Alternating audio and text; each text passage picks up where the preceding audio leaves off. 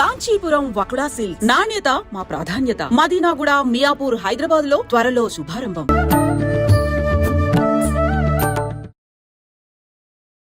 నమస్కారం, welcome to I dream. ధర్మ మార్గం విత్ విజిత కార్యక్రమానికి స్వాగతం. అంటే మనకు అతి త్వరలోనే ఉగాది రాబోతుంది. మనందరము కూడా నమ్ముతుంటాము, తెలుగు వారందరము కూడా మనకు ఉగాది మరుసటి రోజు నుంచే మనకు కొత్త సంవత్సరం, నూతన సంవత్సరం అనేది ప్రారంభం అవుతుంది అని చెప్పి. అయితే గత సంవత్సరము క్రోధినామ సంవత్సరము అని చెప్పి మనం విన్నాము, మాట్లాడుకున్నాము. దానికి సంబంధించిన ఇబ్బందులు ఎలా ఉండబోతున్నాయి అనే విషయాలు ఆ పేరులోనే ఉంది అని చెప్పి మనం చాలా భయపడ్డాము. అలాంటివన్నీ కూడా చవి చూడడం అనేది జరిగింది. అయితే ఇప్పుడు రాబోతున్న ఉగాదికి మనకు రాబోతున్న తెలుగు నూతన సంవత్సరము శ్రీ విశ్వవసునామ సంవత్సరము. మరి ఈ సంవత్సరం ఎలా ఉండబోతోంది? మనం క్రోధి అని విన్నప్పుడు, క్రోధి అనగానే కోపము అని చెప్పి పేరులో కొంతవరకు మనం అర్థం చేసుకోగలిగాము. అది వాస్తవమా అని, అవాస్తవమా అని. కానీ విశ్వవసునామ సంవత్సరము అంటే మనకు అంతు చిక్కని విధంగా అయితే ఉంది. అసలు ఏంటి విశ్వవసునామ సంవత్సరం, ఎలా ఉండబోతోంది? మనకు గత సంవత్సరంతో పోలిస్తే ఈ సంవత్సరం ఎటువంటి ఇబ్బందులు ఉండబోతున్నాయి, ఎటువంటి మంచి ఫలితాలు ఉండబోతున్నాయి? మామూలుగా ఉగాది అనగానే పంచాంగ శ్రవణం, నిజంగా ఉగాది అనగానే షడ్రుచుల కలయిక, నవనాయకుల ఫలితాలు, ఇలాంటివన్నీ కూడా మనం మైండ్లో కదలాడుతూనే ఉంటాయి, మెదలాడుతూనే ఉంటాయి. వీటన్నిటి గురించి క్లుప్తంగా తెలుసుకునేదాకా మనందరికీ కూడా అసలు నిద్రే పట్టదని చెప్పాలి. అయితే వీటన్నిటి గురించి తెలియజేయాలి అని అంటే వాటన్నిటిపైన మంచి అవగాహన ఉన్న వ్యక్తి అయితే బాగుంటుంది అనిపించింది. అందుకే ఇప్పుడు నేను ఒక మంచి వ్యక్తిని మీ ముందుకు తీసుకురాబోతున్నాను ఈ విషయాల గురించి చర్చించడానికి. ప్రస్తుతం నాతో పాటు ఉన్నారు ప్రముఖ ఆధ్యాత్మికవేత్త, పంచాంగకర్త. ఆయన పంచాంగ శ్రవణము అనంటే మీ అందరికీ ఎంతో సుపరిచితం. ఆయన మీ అందరికీ ఎంతో సుపరిచితం. ఆయన గురించి నేను పెద్దగా చెప్పాల్సిన అవసరం లేదు. ఆయనే బ్రహ్మశ్రీ చిలకమర్తి ప్రభాకర చక్రవర్తి శర్మ గారు. ఇప్పుడు వారితో మాట్లాడి మరిన్ని విషయాలు తెలుసుకునే ప్రయత్నం చేద్దాం నూతన సంవత్సరానికి సంబంధించి. నమస్కారం అండి. నమస్కారం అండి. ఎలా ఉన్నారు? బాగున్నాను. ముందుగా మీకు శ్రీ విశ్వవసునామ సంవత్సర ఉగాది శుభాకాంక్షలు.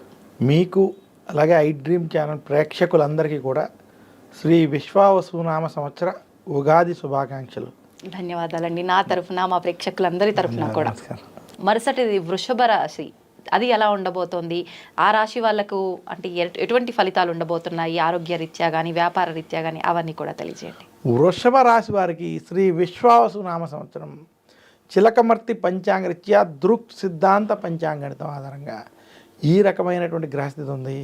వృషభ రాశి వారికి ఈ సంవత్సరం ధనస్థానం, కుటుంబ స్థానంలో, వాక్ స్థానంలో బృహస్పతి అనుకూలంగా సంచరించడం. వృషభ రాశి వారికి ఈ సంవత్సరం విశేషంగా లాభస్థానంలో శని అనుకూలంగా ఉండడం, దశమంలో రాహు, కేతు చతుర్థంలో కూడా అనుకూలంగా వ్యవహరించడం చేత వృషభ రాశి వారికి శ్రీ విశ్వవసునామ సంవత్సరం కలిసి వచ్చేటువంటి సంవత్సరం. ఈ సంవత్సరం మీరు చేసేటువంటి ప్రయత్నాలన్నీ కూడా సఫలీకృతం అవుతాయి. ఇంటిలో శుభకార్యాలు వంటివి జరగడం, శుభ ఫలితాలు పొందేటువంటి స్థితి ఉండడం, సమాజంలో కొంత కీర్తి, మీరంటూ గుర్తింపు వంటివి పెరిగేటువంటి స్థితి కనపడుతుంది. వృషభ రాశి నిరుద్యోగులకు ఉద్యోగ ప్రయత్నం కలిసి వస్తుంది. ఉద్యోగస్తులకి ఉద్యోగంలో ప్రమోషన్లు, ట్రాన్స్ఫర్లు, ధనపరమైన విషయాల్లో సహాయ సహకారం ఉంటుంది. వృషభ రాశి వ్యాపారస్తులకి సంవత్సరం అనుకూలమైనటువంటి సంవత్సరం. ఇన్వెస్ట్మెంట్లు వంటివి కలిసి వస్తాయి. మీరు ఏదైనా గృహపరంగా, వీటి పరంగా చేసేటువంటి ప్రయత్నాలన్నీ కూడా సత్ఫలితాలను ఇస్తాయి. వృషభ రాశి స్త్రీలకి ఆరోగ్యం, ఆనందం, కుటుంబ సౌఖ్యం వంటివి ఉన్నాయి. మొత్తం మీద వృషభ రాశి వారికి శ్రీ విశ్వవసునామ సంవత్సరం వృత్తి, ఉద్యోగ, వ్యాపార పరంగా శుభ ఫలితాలు, కలిసి వచ్చేటువంటి ఫలితాలు అద్భుతంగా ఉండబోతున్నాయి.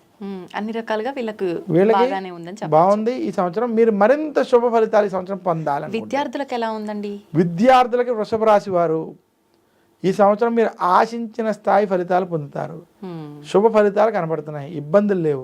మరింత శుభ ఫలితాలు వృషభ రాశి వారు పొందాలి అనుకుంటే లక్ష్మీదేవిని పూజించడం, కనకదారా స్తోత్రం వంటి స్తోత్రాన్ని పారాయణం చేసుకోవడం, శ్రీకృష్ణుడిని పూజించడం, కృష్ణాష్టకం వంటి అష్టకాలను చదువుకోవడం చేత మరింత శుభ ఫలితాలు వృషభ రాశి వారు పొందుతారు. ఆఖరణ అసలు ద్వాదశ రాశుల్లో ప్రత్యేకించి కొన్ని రాశులు బాగున్నాయి, కొన్ని రాశుల పైన ఈ ప్రభావం ఉంది అని చెప్పుకోవాలనంటే ఎటువంటి రాశులు?